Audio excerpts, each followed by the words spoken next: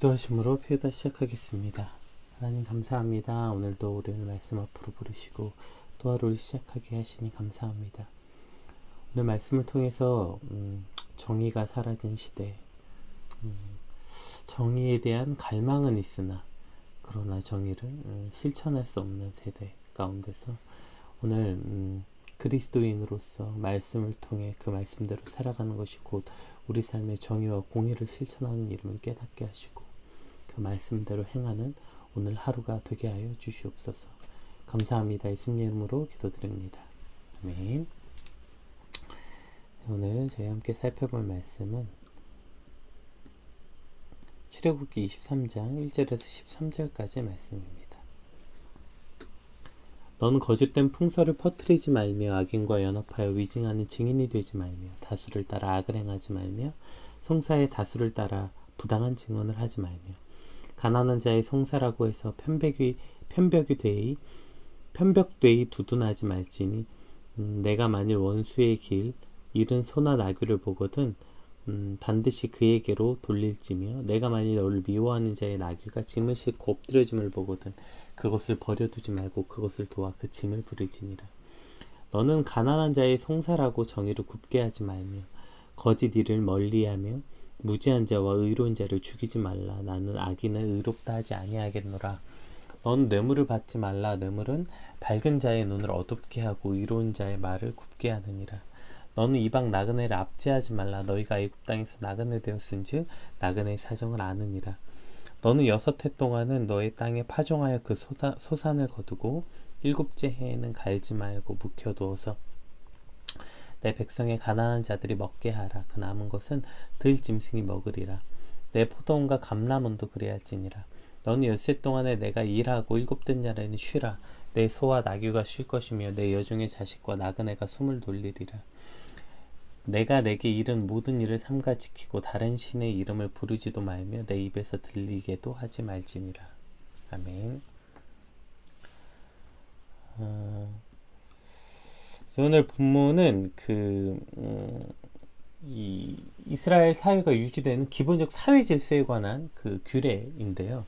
오늘 보면서 특별히 정의에 관해서 한번 이야기해 보려고 해요.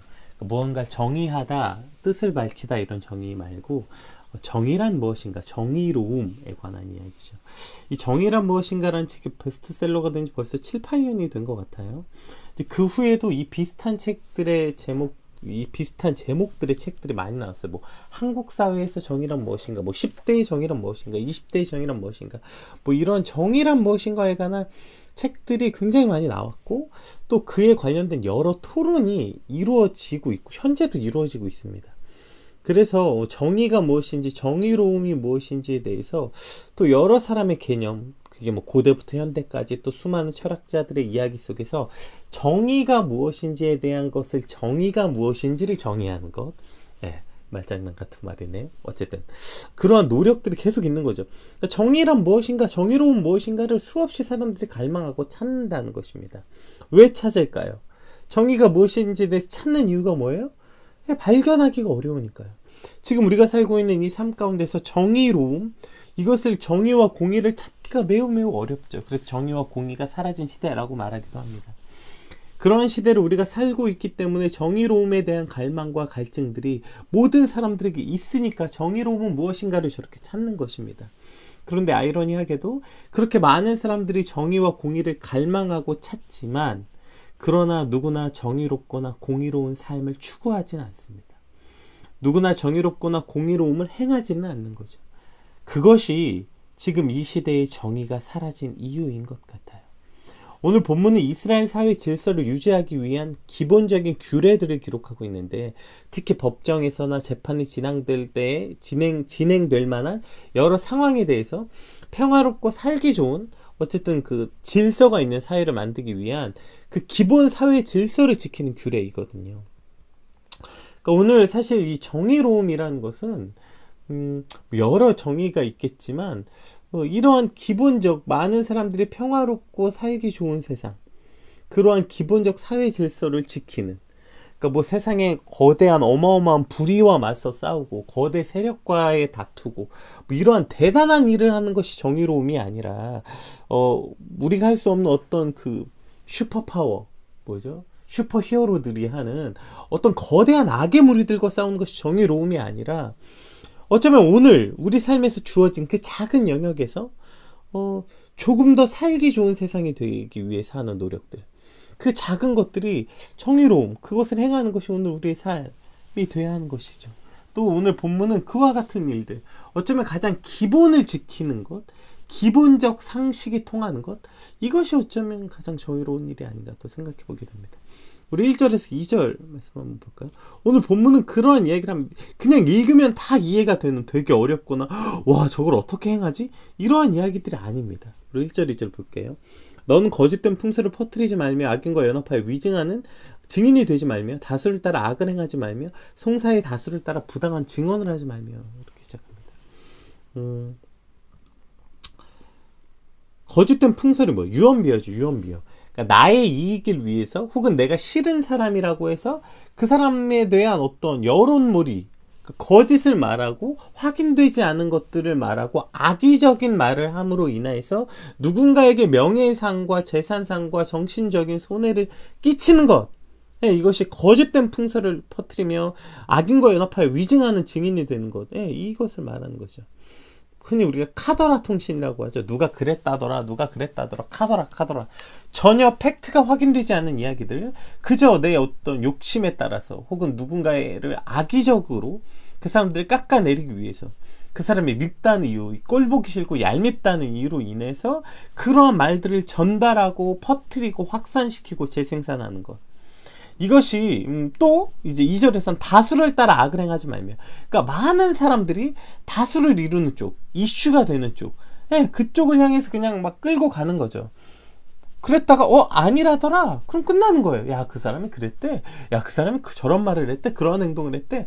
그런 것을 어서 주워 듣고 확실하지도 않은데 근데 그 말을 전하는 이유가 두 가지라는 거예요. 악의적으로 거짓된 풍설을 퍼뜨리는 것, 악인과 연합해서 위증하는 것이 악의적이란 말이죠. 왜요? 뭐 여러 이유가 있겠죠. 그 사람을 깎아내림으로 인해서 내가 위로 올라가는, 누군가를 깎아내려서 내 경쟁 상대나 혹은 뭐 사람들에게 칭찬받는 누군가를 깎아내림으로 내가 그 사람보다 더 나은 사람이라는 착각, 그 사람을 깎아내림으로 내가 더 높게 올라가고자 하는 악함, 혹은 그 사람을 깎아내려서 실제적 이득이 생기는 경우, 뭐 그 거짓된 것 퍼뜨려서 뭐 실제적으로 내 사업이나 뭐 어떤 것에 내 이득이 생기는, 뭐 깎아내려서 내 명예가 올라가서 실제적으로 내가 그 어떤 감투를 쓰게 된다거나, 뭐 어쨌든 여러 가지, 혹은 그저 다수를 따라, 그러니까 그냥 뭐 그것의 진실과 거짓에 대한 관심 하나 없는 거예요.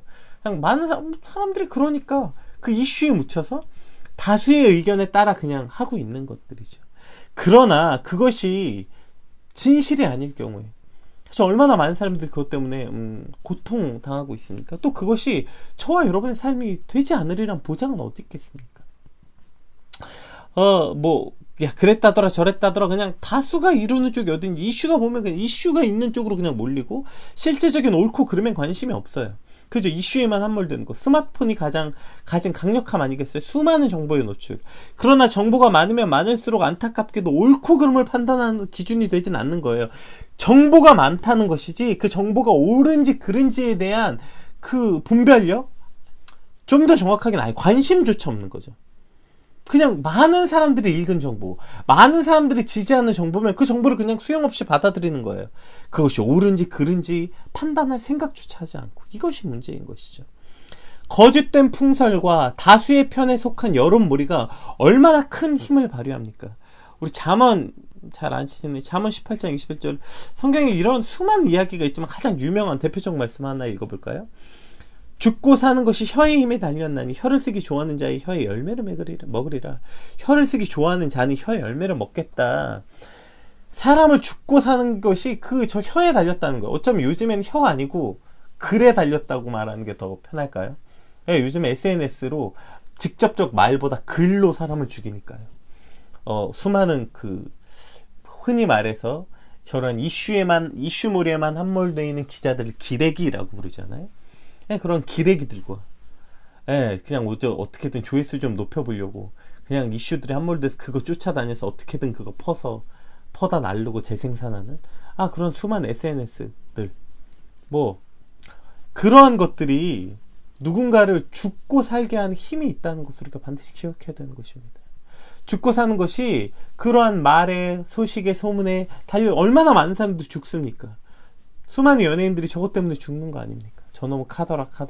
죽고 사는 것이 정말 혀의 힘에 달렸고, 오늘도 누군가는 저와 여러분이 하는 저 별 의미 없는 거짓된 풍설과 다수를 따라 악을 행하는 말 때문에 죽고 살 수 있다는 것입니다. 반대로 그것은 오늘 저와 여러분이 될 수도 있고, 죽고 사는 쪽이 우리도 그러한 이슈나 그러한 루머에 휩싸여서, 혹은 저와 여러분의 가족도 저러한 삶 가운데 살 수 있다는 것을 반드시 기억해야 되는 것입니다.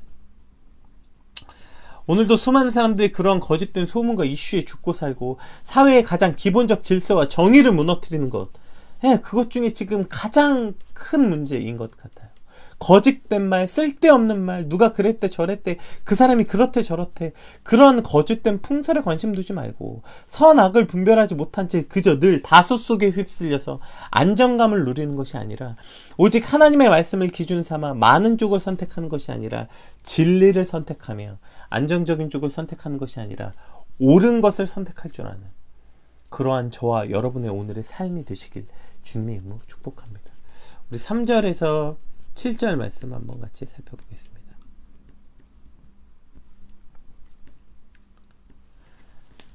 가난한 자의 성사라고 해서 편벽되이 두둔하지 말지니라. 내가 만일 내 원수의 길 잃은 소나 나귀를 보거든 반드시 그 사람에게로 돌릴지며, 내가 만일 너를 미워하는 자의 나귀가 짐을 싣고 엎드려짐을 보거든 그것을 버려두지 말고 그것을 도와 그 짐을 부릴지니라. 너는 가난한 자의 성사라고 정의를 굽게 하지 말며 거짓 일을 멀리하지 말며 무죄한 자와 의로운 자를 죽이지 말라. 나는 악인 의롭다 하지 아니하겠노라. 그렇게 말씀하시죠. 일단 그 3절과 그 6절이 같은 말을 이제 이렇게 표현합니다. 3절에서는 가난한 자의 송사라고 해서, 그러니까 가난한 자라고 해서 무조건 그 사람의 편이 되지도 말고, 6절에 가난한 자라고 해서 정의를 굽게 하지도 말라. 죄송합니다. 그러니까 가난한 자라고 해서, 힘없고 약한 자라고 해서 무조건 그저 그 사람을 두둔하지 말고, 그러니까 옳고 그름을 따지지 않고 그저 무조건 그 사람을 두둔하지도 말고, 6절에서는 또 가난한 자라고 해서 그들을 무시하고 정의를 굽게, 힘없는 자를 무시해서 그 사람에게 그 불의를 주는 쪽으로 판결해서는 안 된다, 이렇게 말하고 있는 것이죠. 그러니까 가난한 자라고 두둔하지도 말고 편견이나 무시를 가져서도 안 되고, 핵심은 가난하냐 부자냐가 아니라 그 송사의 진실이 무엇인가에 두어야 된다는 것입니다. 그런데 이게 얼마나 균형을 잃어버리는 순간들이 참 많은지 모르겠어요. 그러니까 우리가 흔히 힘이 없고 약한 자들은 다 착할 거라는 이상한 착각이 있는 것 같아요. 그러나 그 안에서 사실 힘없고 약한 자라고 말하는 그들이 그것을 깨닫는 순간, 사실 힘없고 약한 자가 아닌 경우를 참 많이 있죠. 뭐 우리가 성소수자라고 말하는 것들도 그렇고, 어떤 소수자라고 말하지만 정말 소수인가, 정말 그곳을 통해서 무조건 두둔하는 것으로 우리가 그것을 해결할 수 있는가? 그렇지 않다고요. 핵심은 소수이냐 다수이냐, 힘이 있는가 없는가가 아니라 그 말이 진실이냐 옳고 그르냐, 이것에 대해서 우리가 판단의 기준을 가져야 된다. 그러니까 거꾸로 그들이 힘이 없다고 해서 정의를 굽게 하면 안 된다. 힘이 없고 소수라고 해서 무시하거나 그들의 정의를 굽게 하면 안 되지만, 또 반대로 그렇다고 해서 소수라고 약하다고 해서 무조건 두둔해서도 안 된다. 성경 그렇게 말하고 있는 것입니다. 또 너희 거짓된 일을 멀리하고 무죄한 이과 의로운 자를 죽이지 말고, 그리고 뇌물을 받지 말라, 이제 이렇게 표현하고 있어요. 그러니까 결국 하나님께서 이 정의로움에 관한 이야기를, 그러니까 너희가 거짓된 일을 멀리해서 무죄한 자와 의로운 자를 죽이지 말라. 나는 악인은 의롭다 하지 않겠다 말씀하시고, 뇌물을 받지 말라. 그 왜요? 뇌물이 이제 우리가 바른 것을 판단하는데 방해가 되기 때문이죠. 우리가 바른 것을 판단하지 못하도록 그것이 맞기 때문 아닙니까? 아모스에 보면 그 정의에 관한 여러 가지 이야기가 나오는데요. 네, 아모스에서 그 정의에 관한 이야기를 이렇게 이야기하는데, 그러니까 너희가 하나님을 멀리했기 때문에 정의를 버렸다, 이렇게 말합니다. 그러니까 너희가 하나님을 멀리함으로 정의를 버렸다. 그래서 너희는 정의도 없고 정의도 사라지고 그 아무것도 너희에게 없는 것이죠. 왜 그렇게 말합니까? 그것이 그 하나님이 가지고 있는 속성, 하나님이 바로 정의이시기 때문이죠. 그러니까 하나님이 가지고 있는 하나님의 능력, 하나님의 속성이 공평과 공의와 정의, 이시기 때문이죠. 그래서 아모스 5장 7절에 정의를 쓴 쑥으로 바꾸며 공의를 땅에 던지는 자들아, 이렇게 말하고 있는 거예요. 이 자들이 누구냐면, 정의를 쓴 쑥으로 바꾸고 공의를 땅에 던지는 자들이 누구냐면 바로 하나님을 떠난 자들, 하나님을 버린 자들이라고 말하고 있는 것입니다. 그러니까 우리가 아까 이야기했듯이 그 뭐 가난한 자와 약한 자에게 정의를 그렇게 행하고 의로운 자와 그 자들을 압제하지 말고 우리가 뇌물을 받지 않고 해야 되는 이유는 그것이 바로 하나님의 속성이기 때문이라는 거예요. 정의와 공의가, 우리가 그래서 공의 하나님이라고 말하지 않습니까? 정의와 공의, 하나님의 대표적 속성을 그 대표하는 두 가지, 사랑의 하나님, 공의의 하나님. 이 대표적 속성이 바로 하나님으로부터 시작됐기 때문이죠. 그래서 우리가 하나님의 백성으로서 하나님의 성품으로서의 정의와 공의를 반드시 행해야 된다. 그것이 너희가 뇌물을 받지 말고 또 그 무죄한 자의 피를 흘리면 안 된다.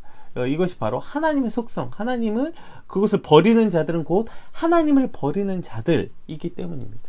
오늘 우리가 너무 쉽게 이것을 그저 어떤 윤리적인 문제, 내 양심을 조금 가책을 느끼는 문제, 뇌물 좀 받고 가끔 좀 내 이득을 위해서 무죄한 자, 의로운 자를 조금 무죄한 거 알지만 그렇지만 그 사람을 좀 무시하고 이렇게 하고 불의한 자들에게 먼저 편의를 봐주고, 이것 내 이득을 위해서 하는 것이 그저 내 윤리적 문제가 아니라 이것은 하나님의 공의를 무너뜨리는 것, 하나님의 속성을 버리는 일이라는 걸 반드시 기억해야 되는 거죠. 특히 하나님의 백성들이 스스로 하나님의 속성을 버린다는 것은 스스로 하나님의 자녀가 되는 일을 부정하는 일, 하나님의 자녀가 아니라는 것, 이러한 행위인 것이죠.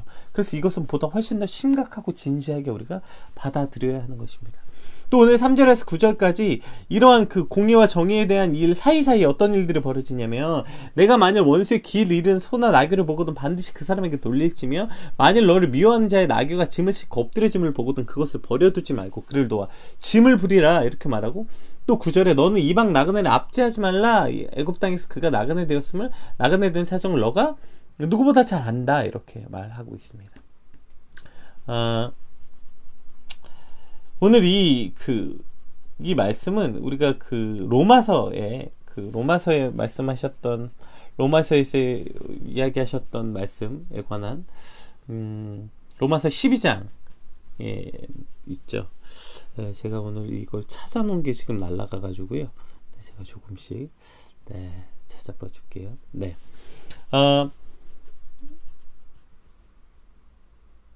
그러니까 지금 사람들에게 우리가 여태까지 했던 동해보복법, 그러니까 눈에 눈, 이에는 이, 이러한 법칙이 아니라 이제는 그것이 사랑의 법칙, 왜 아까 얘기했던 하나님의 속성 중에 공의로움과 정의로움이 있다고 했잖아요. 그럼 이제 그 사랑의 속성인 하나님의 속성, 그것을 가지는 자들에 대한 어떤 실제적인 규례인 것이죠. 그러니까 악을 악으로 갚지 않는 것, 그렇게 해서 그것이 악한 것으로 하지 않도록 하는 것, 그것을 명령하고 있는 말씀이십니다. 따라서 우리 삶 가운데서 혹 그가 나와 원수 됐을지라도, 혹은 나와 좋지 않은 사이일지라도, 그러나 그 사람이 당한 그 일에 관해서 우리가 그렇게 눈을 돌린다는 것은 그것이 바로 공의와 정의와 멀어지는 일이라고 말씀하는 것입니다.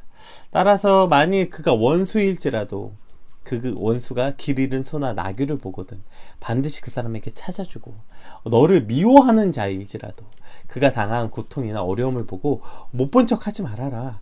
이것이 오늘 우리에게 주시는 명령인 것이죠. 따라서 그것을 통해서 원수를 사랑하고 또 원수를 보듬어 주라는 하나님의 명령이 있는 것이죠. 로마서 12장에 이렇게 나옵니다. 로마서 12장 좀 길어서 그냥 제가 쭉 읽어드릴게요. 13절부터 17절까지 읽어볼게요. 14절부터 너희를 박해하는 자를 축복하라. 축복하고 저주하지 말라. 즐거워하는 자들과 함께 즐거워하고 우는 자들과 함께 울라. 서로 마음을 같이하여 높은 데 마음을 두지 말고 도리어 낮은 데 처하며 스스로 지혜 있는 채 하지 말라. 아무에게도 악을 악으로 갚지 말고 모든 사람 앞에서 선한 일을 도모하라. 아멘. 이것이 오늘 성경에서 말하는 정의 중에 하나인 것입니다. 정의와 공의를 그저 내가 받은 것을 똑같이 돌려주는 것을 정의와 공평이라고 말하는 것이 아닙니다. 오늘 성경에서는 그것을 정의와 공평이라고 말하는 것이 아니라 너희를 박해하는 자들을 축복하고 저주하지 말라.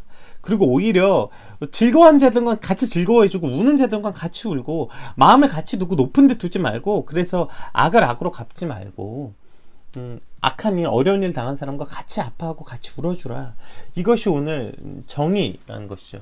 그러니까 정의가 굉장히 그렇게 딱딱하고, 그러니까 사실 정의라는 말 안에는 반드시 저 사랑과 배려에 관한 법칙이 분리될 수 있는 단어가 아닌 것 같아요. 성경에서 말하는, 그래서 오늘 정의로운 삶이라는 것은 그저 너희가 칼같이 1대1로 교환하는 것이 아니라, 그러한 부호가 성립되는 것이 아니라, 혹 너희가 그런 것도 하지 말고, 그렇게 거짓을 말하지 말고, 유언비어 퍼뜨리지 말고, 다수가 속한 쪽에 선과 옳고 그름을 분별하지 못한 채 이리저리 휩쓸려 살지 말고, 또 가난한 자, 약한 자라고 해서 무조건 편들지도 말고, 그들에게 또 무시하지도 말고, 그리고 더 중요한 것은 너희가 악을 악으로 갚지 말라는 것입니다.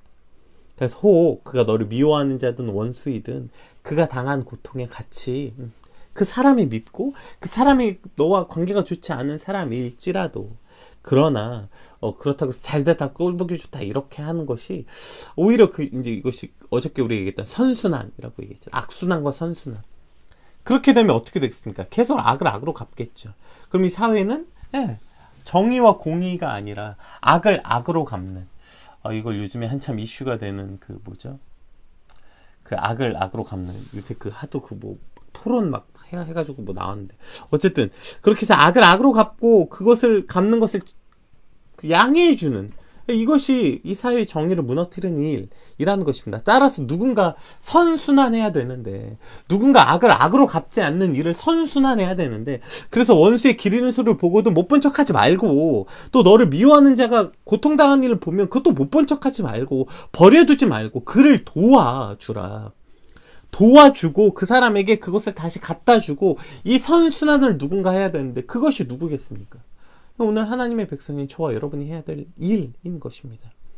너희를 박해하는 자일지라도 그를 축복하고 저주하지 말라. 이 말이 되게 어려운 것 같지만, 그러나 오늘 본문에 따르면 이 정도는 할 수 있지 않아요?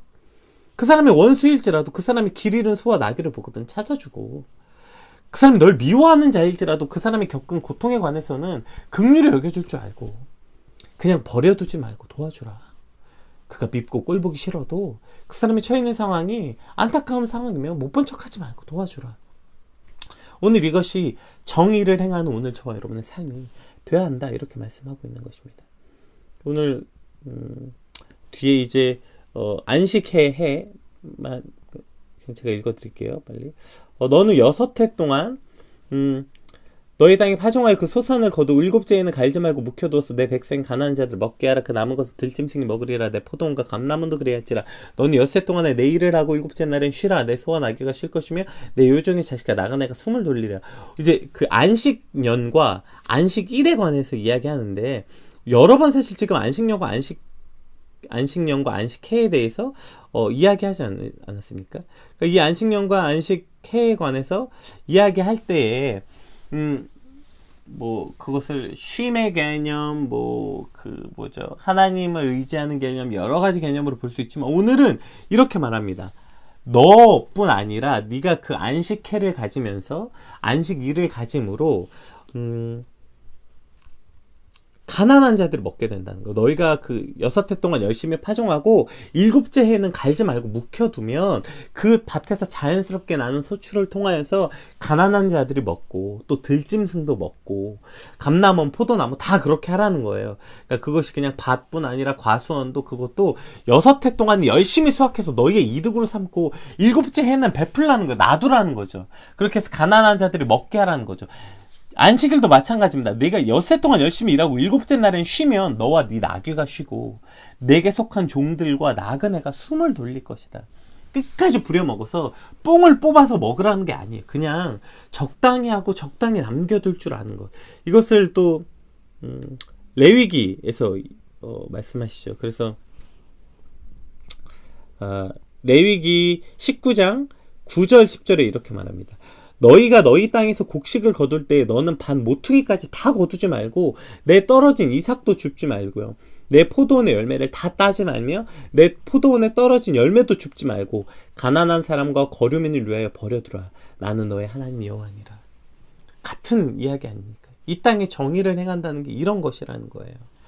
그렇게 악착같이 다 내 것이니까 그냥 싹쓸이 해가지고 그냥 뽕을 뽑아 싹 가져오는 것이 아니라 밭을 갈 때, 이 보세요. 이 얼마나 하나님의 법칙이 놀랍습니까?